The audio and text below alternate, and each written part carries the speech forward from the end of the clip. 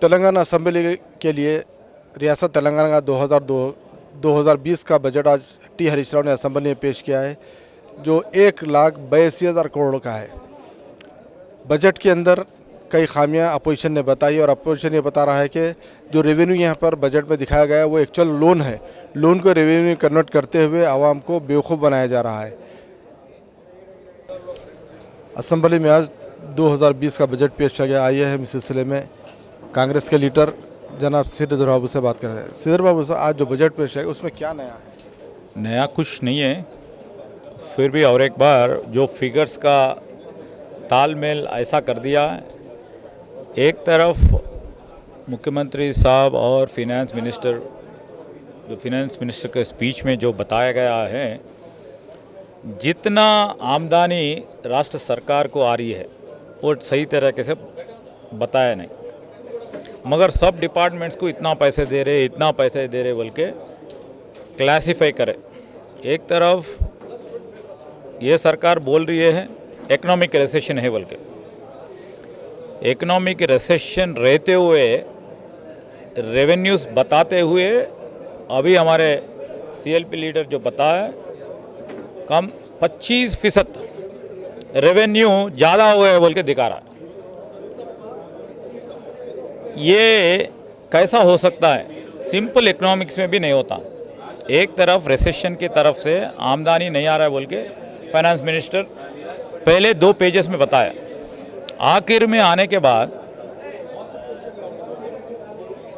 गए so budget actuals कितना है उससे 25% ज़्यादा लगाए। अभी 25% रेवेन्यू आ रहा बोल के उम्मीद पे वो लगाए अभी बजट एस्टिमेट।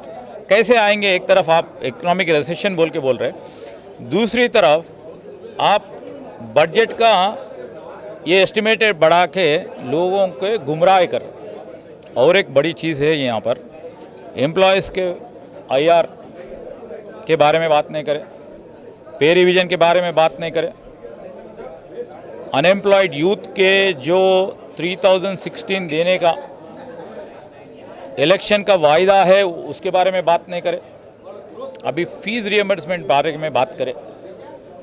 जो बच्चे पढ़ना चाहते हैं उन लोगों को आज तक अभी तक 4000 करोड़ बाकी है। अभी जो लगाए 2800 अभी बजट में लगाए, अभी 4000 बाकी है। अभी जो देने वाले हैं 2800 करोड़ उसको ही जाता और 12 करोड़ वैसे ही रह जाता। ये साल का क्या होगा? अभी ये देख लीजिए, कल 2-4 सालों से बच्चे को पढ़ाई तरह से नहीं हो रहे, क्योंकि वो प्राइवेट कॉलेज वाले फीस रिएम्बर्समेंट नहीं आ रहे बोल के बच्चे को नहीं ले रहे। बच्चे पढ़ने के लिए भी उत्साह नहीं दिख रहे, वो इंकरेजमेंट ही नहीं, फीस रिएम्बर्समेंट का कम बताया। और किसानों के लिए भी 1 साल हो गया, अभी 4 साल है, और 1 साल जो हो गया जिन लोगों को लोन नहीं आया, जिन लोगों का लोन रिन्यूअल नहीं करे, अभी 4 साल के अंदर 25% करने के लिए 25,000 से ज़्यादा जिन लोगों ने लिए वो 4 साल में करने के लिए सोच रहे। उन लोगों का, वो किसानों के लिए ये रीपेमेंट के साथ रिन्यूअल कैसा करेंगे बोल के इसमें नहीं बताया। रिन्यूअल नहीं करे तो किसान नहीं बच सकते। 4 साल के बाद अभी रिन्यूअल करता बैंक मैनेजर, अभी लीड बैंक मैनेजर से बात नहीं हुई, इसके बारे में सही तरीके से इन्फॉर्मेशन नहीं है। अभी सब डिपार्टमेंट की तरफ से बताना ज़्यादा बताए। हम भी उम्मीद करते हैं, हम भी सोचते हैं, हम भी सही तरह से भगवान से भी प्रार्थना करते हैं, जो रेवेन्यू उन लोगों बताए वो आना अपने राष्ट्र को आने के लिए। अभी जो ये राष्ट्र सरकार बता रही है, केंद्र सरकार जो आने का है नहीं आ रहा है बोल के, उसके लिए कहाँ से फाइट कर रहे हैं? अभी काली मुंह पे यहाँ पर बात करे, कभी एक रोज़ भी वहाँ जाके दिल्ली जाके मोदी सरकार के खिलाफ बात नहीं करे। मोदी साहब से बात करके अपना ड्यूज अपने को लाने के लिए कोशिश करना, ऑल पार्टी डेलीगेशन लेके बात करना, अपना पैसे अपने आने के लिए IGST GST के जो पेंडिंग बकाई है उन लोगों लाने ला। अभी कुछ नहीं करे, खाली ऐसा बता के एक तरफ वो बता रहा है, एक तरफ रेवेन्यू बढ़ रहा बोल के 25% बजट एस्टिमेशन ज़्यादा बढ़ा है। ये खाली लोगों को गुमराह करने के लिए बजट लगाए बोल के दिख रहा है। नहीं, सरप्लस बजट तो बता रहे हैं यहाँ पे, लेकिन जो जो स्कीम वेलफेयर स्कीम्स है वो स्कीम के ऊपर जो अब तक इम्प्लीमेंट नहीं करें, उनको फाइनेंस असिस्टेंस जो है ना वो नहीं दिया जा रहा है, मगर सरप्लस स्टेट बताया जा रहा है। तो वही बता रहा हूँ, एक तरफ रेवेन्यू नहीं आ रहा है बोल के, एक तरफ हर पेज में, लास्ट पेज में है, फर्स्ट 2 पेजेस में वही बता रहा है, फिर भी रेवेन्यू सरप्लस बता के अभी जो वेलफेयर स्कीम को देने वाला है अभी 57 ईयर्स आने आज बताया गया। और अभी किसानों के लिए भी रैतु बंधु आने का ये 5,000 का जो स्कीम है अभी तक खाली 40% का किसानों को मिला और 60% लोगों को नहीं मिला। जहाँ इलेक्शन होती है वहाँ पर लोगों को मिल रहा है, जहाँ इलेक्शन नहीं होता है वहाँ से नहीं मिल रहा है। अभी भी परसों कोऑपरेटिव इलेक्शंस के बाद फिर भी मैं आई सब्जेक्ट टू करेक्शन 40 से 50% लोगों को रैतु बंधु नहीं मिला। अभी रैतु बंधु को जो उन्होंने लगा रहे हैं ये साल, पिछले साल का क्या होगा और ये साल का आने वाले का क्या हुआ वो बताया नहीं इसमें। श्रीधर बाबू, क्या ये ऐसा तो नहीं है कि सरप्लस स्टेट बढ़ा के और लोन्स ज़्यादा लेने का प्लान तो नहीं है? वो भी सही है आपका, जो आप जो बोल रहे हैं, ये सरप्लस स्टेट लगा के फिनेंशियल इंस्टीट्यूशन से बैंक लोन लेने के लिए ही कोशिश कर रहे हैं। वो भी इरिगेशन के ऊपर कॉन्ट्रैक्टर्स को और सीएम साहब और 2-4 लोगों को आने के लिए कोशिश में ये पूरा गुमराह कर रहे हैं। अरे सर, वो जो लास्ट जो लोन्स लिए हैं उसको अब तक क्लियर जो बजट में नहीं बताया कितना लोन कहाँ से लिए। अभी सरकार ये सोच रही है लोन भी रेवेन्यू के जैसा से वो दिखा रहा है उसमें, और बैंक से लोन ले रहे, वो लोन लेके रेवेन्यू में बता दिया जा रहा है। वो गलत फिनेंशियल स्क्रूटिनी में लगा के लोगों को गलत बता रहे। ये लास्ट टाइम भी हम बोल रहे थे, लोन्स कभी भी रेवेन्यू नहीं हो सकता, it's a liability, we have to pay back and that is not at all right in the financial prudence. तो जो हाउस को जो है जरा संभल को या गुमराह नहीं कर रहे हैं इस तरीके से वो लोग जो लोन को जो है रेवेन्यू बताते हुए। हाँ, सही बता रहे हैं, वो पूरा हिसाब किताब लोगों को बताने के लिए हम कोशिश करेंगे, हाउस में भी कोशिश करेंगे, किस तरह लोन को रेवेन्यू की तरफ बताने के लिए कोशिश जो हो रही है वो जब हमारे डिबेट चलेगी जब बताएंगे। Thank you. रियासत तेलंगाना का आज 1,82,000 करोड़ का बजट टी हरीश राव ने असेंबली में पेश किया। आइए हम बजट में क्या है उस पर बात करते हैं बीजेपी के रुकन कानून साज कौंसिल इन रामचंद्र राव साहब से। रामचंद्र राव साहब, आज हरीश राव ने 1,82,000 करोड़ का बजट पेश किया, उसमें क्या नया है और उससे आवाम को क्या फ़ायदा पहुंचने वाला है? पहले तो मैं मानता हूं कि ये नया कुछ नहीं है। इसमें 1,82,000 लाख करोड़ रुपए का आज बजट जो प्रवेश हुआ है 2021 के सालाना पे, इसको जो है भारतीय जनता पार्टी ये समझती है कि ये जो बजट है ये खासकर किसी को फ़ायदा नहीं हो रहा है। पहली बात स्टूडेंट्स को है, उसमें री इन्वेस्टमेंट का 2,600 कुछ करोड़ दिए हैं, वो बस नहीं होता है। 5,000-6,000 करोड़ रुपए आज बच्चों को देना है, तो 2,000 करोड़ कहाँ से काम आएगा? और जो सरकारी मुलाजिम हैं, जो सरकारी कर्मचारी हैं और टीचर्स हैं, उनको जो है पीआरसी का आज डिले हो रहा है। कम से कम आईआर के बारे में कुछ तो भी रहना चाहिए था, वो भी नहीं है उसमें। उसके बाद जो है कॉलेज की एजुकेशन के बारे में और स्कूल की एजुकेशन के बारे में सिर्फ 10,000 करोड़ का जो है अलॉटमेंट हुआ है, उससे भी जो है वो सैलरीज के लिए उसके लिए बस हो जाएंगे, और बाकी नए जो बिल्डिंग्स हो या नए अपॉइंटमेंट्स हो उसके हिसाब से कुछ होने वाला नहीं है। मैं समझता हूँ कि पूरे हद तक देखा जाए, ये पालमूर रंगारेड्डी जो लिफ्ट इरिगेशन है, या नहीं तो आईटी सेक्टर जो वरंगल खरीद में बात कर रहे हैं, महबूबनगर नालगोंडा में भी करना चाहिए। ऐसे कई मुद्दे हैं जहाँ पर अलोकेशन कम हुए हैं, कहीं ज़्यादा हुए हैं, और कहीं पर जो है प्रैक्टिकल नहीं है। मैं समझता हूँ ये जो आज हो रहा है, ये बजट का जो सेशन हो रहा है, इसमें हम ज़रूर उठाएंगे इसमें ये सब, और जो जनता हो या स्टूडेंट्स हो, यूथ हो, उनको नौकरी कैसे आनी चाहिए, नौकरी क्या निर्माण के लिए क्या किया जाएगा, और 3,000 रुपया जो बेरोजगार के लिए जो स्टाइपेंड की बात की थी, इसमें कहीं उसका जिक्र नहीं है। ऐसे कई मुद्दे हैं जिस पे आज सरकार को ध्यान देना चाहिए था, ये सब नहीं दिया है।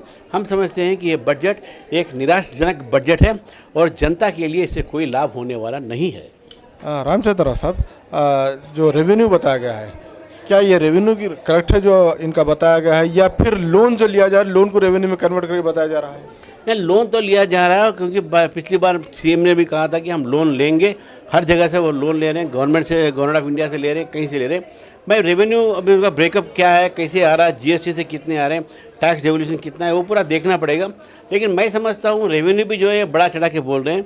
और इतना जो बड़ा चढ़ा के क्यों बोलते हैं, क्योंकि इनको बाद में जो उनको लोन लेना पड़ता है FRMBM के तहत, तो इसीलिए रेवेन्यू को बढ़ाना पड़ता है।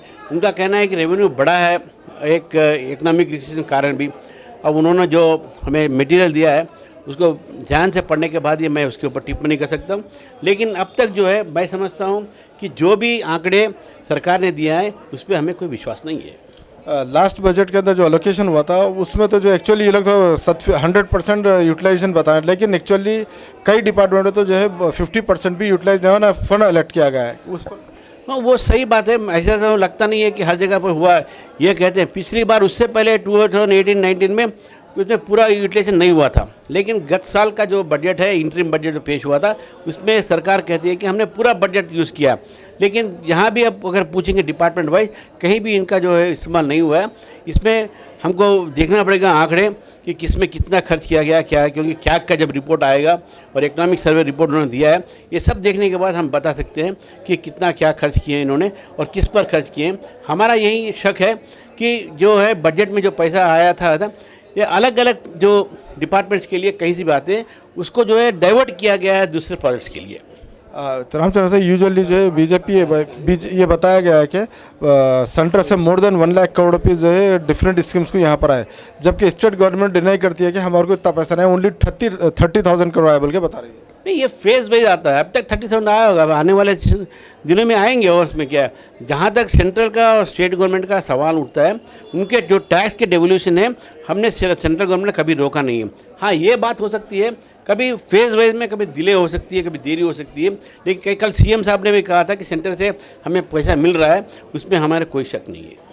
शुक्रिया रामचंद्र साहब। बजट में जो लोग पूरा तेलंगाना लोग वेट कर रहे, जो स्कीमा है बचा है 57 ईयर्स का पेंशन का स्कीम, और एक ये डबल बेडरूम का घर के लिए बजट, उसके लिए वेट कर रहे हैं। वो 2-3 स्कीम बचा हुआ है। सीएम केसीआर साहब पूरा वो बजट के लिए, उसके लिए घर बनाने के लिए, घर जो उसका सगा प्लाट रहता उसके लिए पैसा डायरेक्ट दे देने के लिए, और 57 ईयर्स लोग है बुढ़ा लोगों को भी पैसा देने के लिए 2016 रुपये तैयार है। ये बजट में पैसा रख दिया, वो देने वाला है, और बच गए सो स्कीम भी चलाने के लिए चला देते हैं। आज का जो बजट है, फाइनेंस मिनिस्टर जो बजट पढ़े हैं, आज का बजट का 62 पेजेस बजट है। उसमें 60 पेजेस तो पब्लिक का दिल खुश करने का जो बजट पेश किया है, मगर आखिरी पेज जो है, आखिरी पेज में क्या बोले तो फाइनेंस मिनिस्टर क्या बोल दिए बोले तो बजट द्रव्य लूट है बोल के बोल दिए। ये 60 पेजेस का जो हम ये करना चाह रहे, ये करना चाह रहे पब्लिक के लिए बोल के आखिरी पेज में पैसे नहीं है, मुश्किल है बोल के बोल दिए। हमारा कांग्रेस पार्टी ये बात बोलना चाह रहे, आप ये पढ़ना कहीं को आखिरी पेज में पैसे नहीं है बोल के बोलना कहीं को, ये सिर्फ खाली कागज़ों का बात है, प्रैक्टिकली ये होने का काम नहीं होता। पैसे तो नहीं है बोल के फाइनेंस मिनिस्टर खुद आखिरी पेज में बोल दिए। इसलिए कांग्रेस पार्टी, इसीलिए हमारे CLP भट्टी जी इसके असेंबली में इसके लिए क्या पूछना पूछेंगे। पब्लिक लिए ठीक है, ये अमल हुआ तो ठीक है, अगर अमल हुआ है, इस दिन अमल नहीं होता उस दिन हम कांग्रेस पार्टी पब्लिक के लिए लड़ने के लिए रेडी है।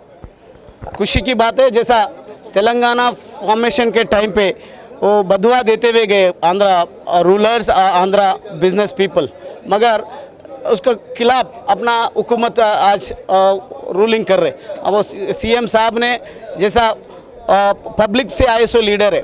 पब्लिक से आने का वजह से उनको पूरे तजुर्बा है कैसा पब्लिक आवाम को जो चीज़ कैसा पहुंचाना, उनको पूरी तरह एक्सपीरियंस रहने की वजह से आज फॉर एग्जांपल बोल रहा हूं मैं, डबल बेडरूम घर कंस्ट्रक्शन के लिए जो वो निर्णय लिया था गैसो हुकूमत में, गैसो पीरियड में, वो बनाने गए तो जगह नहीं मिल रहे थे। आज वो सब चीज़ों को ध्यान में रखते हुए सीएम साहब ने जो प्लाट ओनर्स है, प्लाट जिसको प्लाट है वही जगह पे हाउस कंस्ट्रक्शन करने के लिए एक अच्छा निर्णय लिए। उसके लिए मैं समझता हूँ एक एक कॉन्स्टिट्यूंसी के लिए 1,000 हाउसेस कंस्ट्रक्ट करने के लिए बहुत अच्छा मौका मिली। और ऐसे धीरे धीरे जैसा गरीबों को घर नहीं है, सब लोगों को घर नहीं मिले, वैसा एक निर्णय लिए, उसका शुक्रिया अदा करता हूँ ये हुकूमत की। और किसानों को जैसा रैतु बंधु स्कीम के जरिया 10,000 रुपीज़ 2 क्रॉप को मिला के दे रहे, वो चीज़ को बैंक में डालने के वजह बैंकर्स पूरे तकलीफ दे रहे किसानों को। वो चीज़ पता चलने की वजह से सीएम साहब उसमें भी थोड़ा चेंजेस लेके आए, सीधा एमएलए के हाथ से किसान को देने का एक निर्णय लिए, उसका भी मैं शुक्रिया अदा करता हूँ। मैं ये भी सोचा था कि कंट्री वाइड जो वर्ल्ड वाइड जो रिसेशन आई, वो रिसेशन में भी जैसा कैसा सस्टेन होना, उसके लिए डे टू डे इंफॉर्मेशन लेते हुए सीएम साहब को जितना जिम्मेदारी है वो जिम्मेदारी निभाते हुए जितना वेलफेयर के लिए फंड्स लगाते थे हर हमेशा, अभी भी उसमें कुछ भी कटिंग नहीं करके 40,000 करोड़ वेलफेयर के लिए बजट में रखा गया। मैं इसका भी शुक्रिया अदा करता हूँ। और बजट 1,80,000 करोड़ के ऊपर जो बजट लगा, ये जब यूनाइटेड आंध्र प्रदेश थी, जेबीबी इतना बजट नहीं थी, मगर वो लोग ऐसा बोल रहे थे कि जैसा कुछ भी नहीं मालूम यहाँ के पॉलिटिशियंस को, लीडर्स को, हम रहने के वजह से ये लोग जीरे बोले ऐसा बात करें, मगर वो बिल्कुल गलत है बोल के सबूत हुई।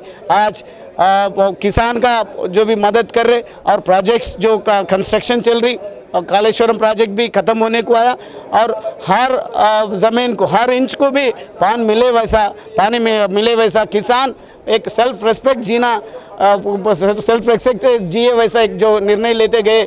आज हमारे सीएम साहब को किसान हमारा किसान है, केसीआर साहब बोलते हैं, गरीब लोग हमारा गरीब सीएम है, इसी वजह से हमारा कितना बजट लगा है बोल के जो दुआ करते हुए जा रहे, वही वजह है कि हर इलेक्शन में हमारे दुआ करते हुए आ रहे। हम रिकॉर्ड मेजॉरिटियों से रिकॉर्ड क्रिएट करते हुए हम लोग इलेक्शन भी जीतते हुए आ रहे। इसके लिए मैं शुक्रिया अदा करता हूँ आवाम का भी, आवाम का तरफ से सीएम साहब को और हुकूमत को भी शुक्रिया अदा करता हूँ। इतना बजट कोई सोचे में भी नहीं, मगर 1,80,000 ऊपर बजट जो रखा गया, उसका बहुत मैं शुक्रिया अदा करता हूँ। ज़रूर इसको प्रॉपरली यूज़ करेंगे, आवाम को पहुँचे वैसा हम भी जिम्मेदारी से काम करेंगे। तो असेंबली में पूरा लोगों को काम करने के लिए एक इनकम एक्सपेंडिचर ज़्यादा होने के लिए पूरा हेल्पफुल है, अच्छा है वो बिल्कुल। ये बजट बोले तो ये जमा खर्चू बोल कर रहता, ऐसा नहीं है, पूरा आदमी की काम करने के लिए ऐसे है, अच्छा है बजट।